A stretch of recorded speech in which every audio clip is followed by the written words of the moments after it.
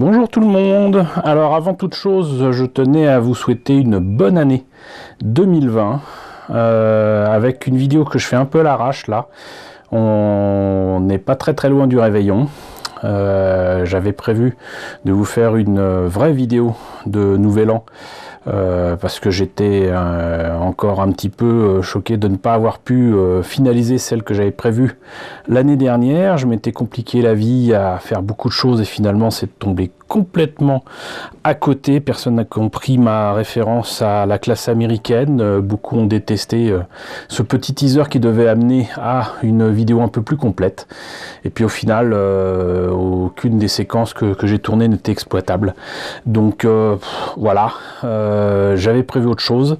J'avais quasiment tout fini et j'ai appris une nouvelle hier qui concerne le premier événement de l'année auquel je devais participer, qui m'a vraiment foutu en rogne et qui m'a beaucoup déçu puisqu'en fait je devais participer au Peak Asian Show et finalement c'est annulé pour des raisons un peu étranges en rapport avec et la ville où ça se passe. C'est l'organisateur d'un autre événement qui considère que Peak Asian Show lui fait concurrence et que c'est pas bien. Voilà, la libre concurrence, il sait pas ce que c'est, la politesse, il sait pas ce que c'est, vu comment il a traité les organisateurs de Peak Asian Show.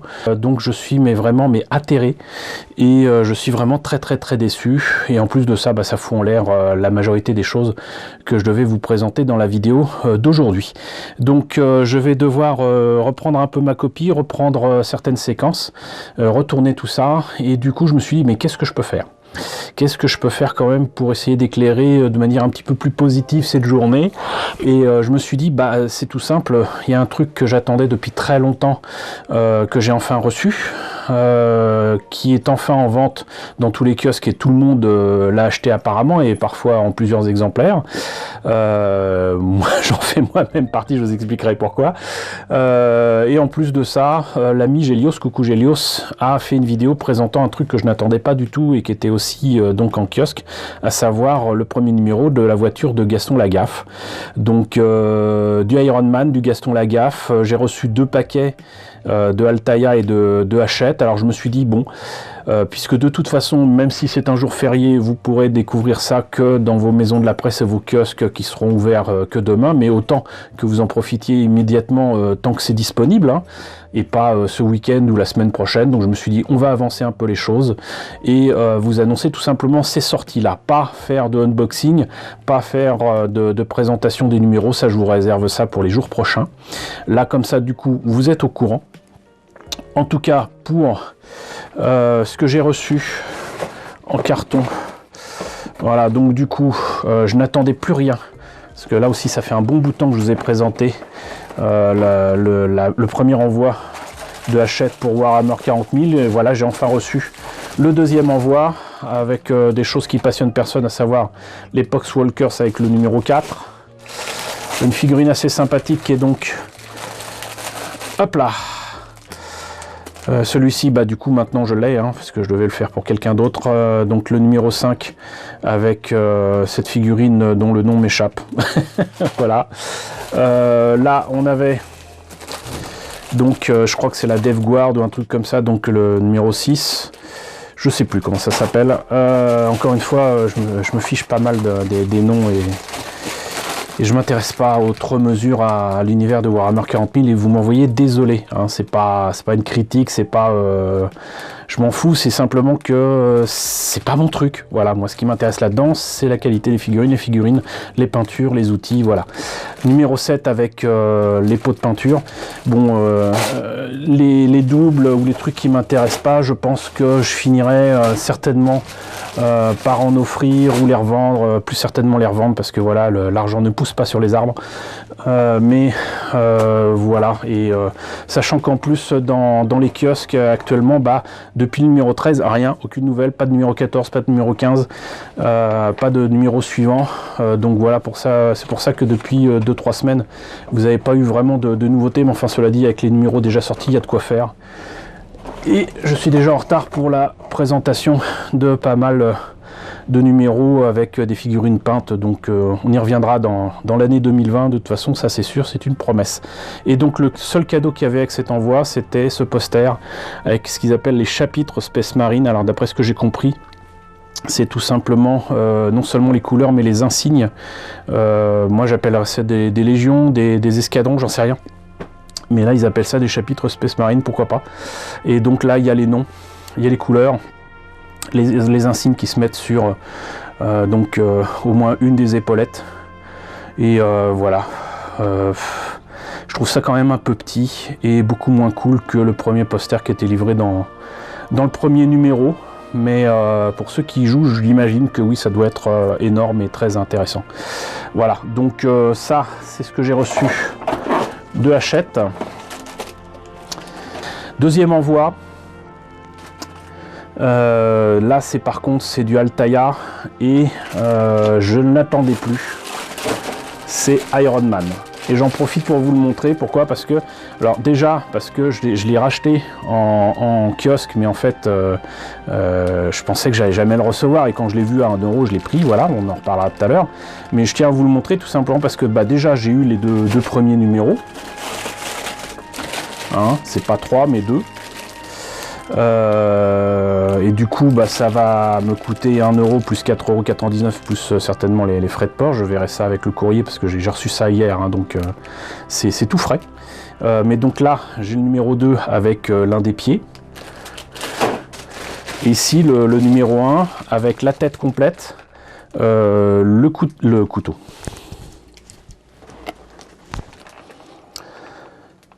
Le tournevis de précision qui va bien. Et vous voyez qu'il y a même en fait le système électronique qui permet d'éclairer les yeux. Et je sais qu'il y a des personnes qui n'avaient pas reçu tout ce qu'il fallait comme pile. J'espère que là il y en a besoin que de 2, mais donc voilà, il y a quand même les piles avec. Et je sais qu'il y a une pile aussi avec le numéro 1 que j'ai trouvé en kiosque. Au pire j'en ai, mais voilà. Donc du coup, voilà la présentation en fait de ce numéro 1 quand vous le recevez, quand vous êtes abonné. Et je tiens à préciser que du coup, moi je l'ai reçu plus tardivement pour l'abonnement que d'autres qui se sont abonnés depuis facilement 1 ou 2 mois. Il y a eu beaucoup de présentations, notamment sur la chaîne de l'ami Emlik. Je vous mets le lien ici. Donc il y a quand même pas mal de numéros qui ont été reçus par les abonnés. Mais moi du coup ça s'est un petit peu chevauché, mais on peut dire que quelque part j'ai reçu le colis avant la sortie officielle apparemment dans les kiosques, même si apparemment la sortie dans les kiosques est décalée et que beaucoup l'ont trouvé en kiosque depuis quelque temps. Mais moi je sais que j'ai beaucoup d'amis qui ont trouvé ce numéro 1 exactement le même jour que moi, à peu de choses près. Donc je ne suis pas le moins du monde étonné, mais en tout cas apparemment Altaïa envoie quand même ses abonnements plus rapidement que Hachette. Voilà. Donc ça c'est quelque chose que je vous présenterai prochainement aussi, voilà, parce que ça m'a l'air très intéressant, même si encore une fois ces numéros, de toute façon si on suit jusqu'au bout l'abonnement, on en a pour facilement dans les 1400 à 1500 €, hein, n'oubliez jamais ça. Donc ne vous amusez pas à vous dire ouais tiens si tu fais l'abonnement. Non, je ne ferai jamais l'abonnement, je n'ai pas l'argent pour ça et j'en ai pas envie. Mais par contre découvrir les premiers numéros, voir ce qu'il y a dans les fascicules, peut-être récupérer quelques pièces pour mes kits bash, ça m'intéresse. Je vous ai déjà fait une vidéo, je vous mets le lien ici, complète là-dessus, sur la raison pour laquelle il peut être intéressant de prendre ces numéros 1. Et c'est encore le cas justement pour la voiture de Gaston. Mais en tout cas, puisqu'on parlait de Iron Man, vous voyez ici donc le numéro 1, oups, le numéro 1 que j'ai trouvé en kiosque, et vous voyez que du coup, ça n'a plus rien à voir parce qu'en fait, le numéro 1 en kiosque est quand même beaucoup plus grand, et là vous voyez, ça c'est ce que j'ai reçu par la poste, et là en plus, là il n'y a qu'une pile. Ça m'a étonné parce que dans le paquet là j'ai 2 piles, bon certainement parce qu'en fait il y a une pile pour la tête, une pile pour le pied très certainement, mais vous voyez que hop, ça j'imagine que c'est à l'arrière, mais vous avez donc en fait juste cette partie là que vous recevez en abonnement, donc en fait il n'y a qu'en kiosque qu'il y a ce grand carton. Alors j'ose pas imaginer pour nos amis kiosquiers ce que c'est que de placer ce genre de monstre, mais effectivement on peut pas le rater. On peut pas le rater du tout. D'ailleurs, pour ce que j'en ai vu, c'est cerclé. On appelle ça du cerclage, vous savez, avec des espèces de rubans plastique durs. Et mon kiosquier en a reçu quelques-uns. Et de ceux qu'il a reçus, facilement 3 sur 4 étaient abîmés et le carton était de toute façon foutu en l'air. Mais de toute façon, quand vous êtes supposé l'ouvrir et voir ce qu'il y a dedans, entre guillemets, c'est pas bien grave. En tout cas, voilà, vous voyez qu'il s'agira donc du modèle Mark III, c'est certainement l'armure d'Iron Man que je préfère, tirée du premier film. Donc c'est une figurine qui, si je ne me trompe pas, va être logiquement, je dirais, ou un quart, je sais pas, en tout cas il fait 60 cm de haut, la tête est énorme, c'est du Altaïa. Je note d'ailleurs qu'ils ont déjà mis 2020 Marvel pour ce numéro alors que c'est sorti donc pour nous fin 2019. Ils indiquent que c'est un montage facile, ça m'a pas l'air si facile que ça pour ce que j'en ai vu en vidéo, notamment sur la chaîne de Hemlik. Et en tout cas c'est éclairé de partout, c'est articulé de partout et ce premier numéro est à 1 €. Donc franchement, ne serait-ce que pour avoir la tête d'Iron Man sur un coin de bureau, franchement je pense que ça vaut le coup. Elle s'allume en plus, elle est complète, il n'y a pas à acheter 3, 4, 5 numéros, à s'abonner, avoir des numéros spéciaux ou quoi. Voilà, vous l'achetez, vous avez la tête d'Iron Man pour 1 €, elle s'allume. Franchement, ça serait dommage de passer à côté. Là, pour le coup, c'est un premier numéro qui est autosuffisant. Et voilà ce que c'est supposé donner. Vous voyez. Alors, c'est clair que c'est beau, hein, mais maintenant, est-ce que j'ai envie de mettre le prix d'une bagnole d'occasion là-dedans? Franchement, non. Très, très franchement, non. Voilà. Et dès le numéro 2, c'est 4,99 €, donc je l'ai. Je vous le présenterai, c'est un des pieds de l'armure, donc ça sera sympa à voir ce que ça donne. Voilà, il est écrit chaque semaine chez votre marchand de journaux, et c'est pour ça que je tiens à faire cette vidéo maintenant, parce que de toute façon je vous l'aurais présenté, sinon jeudi ou vendredi, vous auriez été au courant, mais là vous êtes au courant que c'est sorti. Je vous ferai un unboxing donc jeudi ou vendredi, et on verra. Donc ce premier numéro, 1 €, inratable, immanquable. Franchement, c'est certainement l'une des meilleures sorties kiosque de premier numéro que j'ai vu depuis longtemps, depuis très longtemps. Et sinon, donc on va parler de la voiture de Gaston. Donc Gaston Lagaffe est-il besoin de présenter ce personnage du journal de Spirou, inventé par Franquin à la fin des années 50. Un personnage qui a beaucoup évolué du début de son apparition dans le journal de Spirou, comme si le journal de Spirou existait, il existait en vrai, mais disons que c'était une espèce de parodie de la vie du journal de Spirou, avec en plus des personnages issus effectivement des BD. Et donc, on le voit d'ailleurs ici, il a beaucoup évolué, mais surtout, il est devenu complètement légendaire. Pour moi, c'est, avec Astérix et Obélix, le digne représentant de ce que j'appellerais des BD à gros nez. Hein, voilà. En plus, j'adore le style de Franquin. Là aussi, c'est un incontournable de la BD que certains appellent encore BD franco-belge. J'adore ces BD, j'adore Gaston Lagaffe, j'adore ce qu'a fait Franquin. Et parmi les choses qui représentaient parfaitement dans sa BD, c'était le côté bricoleur de Gaston Lagaffe, les trucs qui remettaient en état, dont cette vieille auto dont il avait fait le motif à damier avec des vieux jeux de mots fléchés ou un truc comme ça, si je me rappelle bien, et ça me rappelle vraiment de très très bons souvenirs. Le truc, c'est qu'apparemment cette voiture serait accompagnée dans la collection de figurines à l'échelle, puisque là c'est clairement indiqué, la voiture étant un 8e, les figurines aussi. Il y en aurait 6 en tout, donc Gaston Lagaffe, Mademoiselle Jeanne, la mouette, le chat, le poisson et donc le policier, donc Lontarin, qui passe son temps à essayer de coincer Gaston et de lui foutre des prunes. Et vous voyez que donc ce premier numéro est pas spécialement intéressant pour le peu de pièces qu'il y a dedans. Il y a une partie du capot moteur, il y a la grille du moteur, il y a un petit tournevis qui m'a l'air assez lambda. Voilà, pas de quoi casser trois pattes à un canard, mais le fait est que ce premier numéro n'est qu'à 50 centimes. Pas 2 euros, pas 1 euro, 50 centimes. Voilà. Donc par contre, d'après ce que j'ai compris, il y aurait 120 numéros. Ça fait, avec les classeurs qui sont évidemment vendus à part et que vous êtes obligé d'acheter à genre 8 euros, le fait est que vous vous en tirez donc pour un truc qui coûtera certainement dans les 1400 euros. Mais bon, rien de nouveau sous le soleil à ce niveau-là. C'est souvent plus de 1000 euros de toute façon pour les collections en question. Sachez que vous irez de toute façon vers ces sommes-là. Tout dépend en fait de votre motivation à aller jusqu'au bout d'un abonnement qui durera certainement dans les 2 ans et d'aller jusqu'au bout. Sinon, ce que je trouve intéressant avec cette collection, contrairement à d'autres collections comme par exemple le Faucon millénaire de Altaïa, c'est que là au moins ce véhicule il est accompagné de figurines à l'échelle. Pour le Faucon, il n'y en a pas. Il me semble que pour l'Ecto One, il propose des figurines peut-être même pas à l'échelle, mais uniquement sur tirage au sort.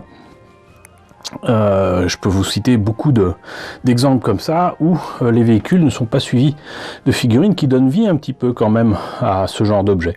Et là, il se trouve que donc il y aura donc les personnages en question, avec carrément Gaston au volant de sa voiture, accompagné de Mademoiselle Jeanne, ce qui est quand même pas rien. Donc, quand même un objet qui me semble intéressant, avec des figurines qui ont l'air assez jolies. Et donc, voilà ce que ça donne. Et j'y reviendrai de toute façon avec le unboxing, mais a priori donc...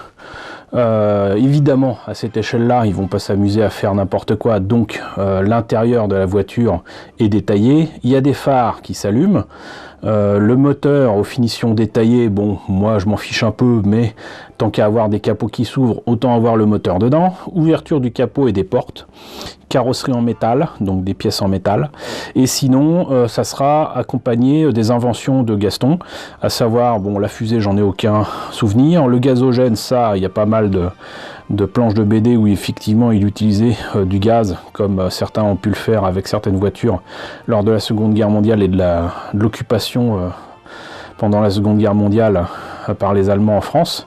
Le ventilateur ça me dit rien, et puis le gaffophone, voilà, c'est inénarrable. Voilà, le gaffophone, franchement, ça c'est énorme.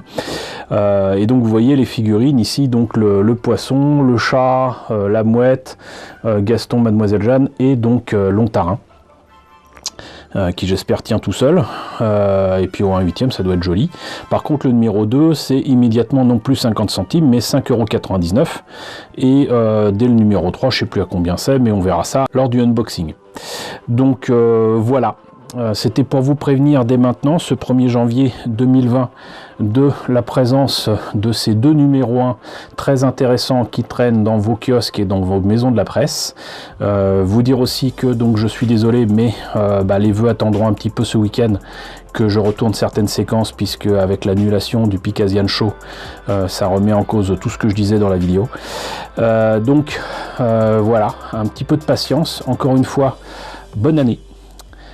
Meilleurs vœux à vous pour cette année 2020, et donc je vous retrouve pour le unboxing de tout cela dans les jours qui viennent, pour les vœux j'espère ce week-end, et sinon de toute façon les habituelles présentations de maquettes seront bien évidemment à venir. Donc merci à tous d'avoir suivi cette vidéo, j'espère en tout cas que elle vous trouvera en bonne santé et le ventre plein. N'hésitez pas à partager, n'hésitez pas surtout à liker, n'hésitez pas à vous abonner si ce n'est pas déjà fait. Coucou aux nouveaux arrivants qui nous ont rejoints nombreux ces derniers temps, c'est complètement fou, on va bientôt être à 2900, donc bienvenue à vous. Coucou aux grands anciens qui me suivent depuis 4 ans. Merci à tous de votre fidélité, merci à tous de votre soutien sur Tipeee et sur Paypal. Je vous laisse avec la liste des contributeurs de la chaîne, et je vous dis donc à demain pour un unboxing d'un de ces numéros 1.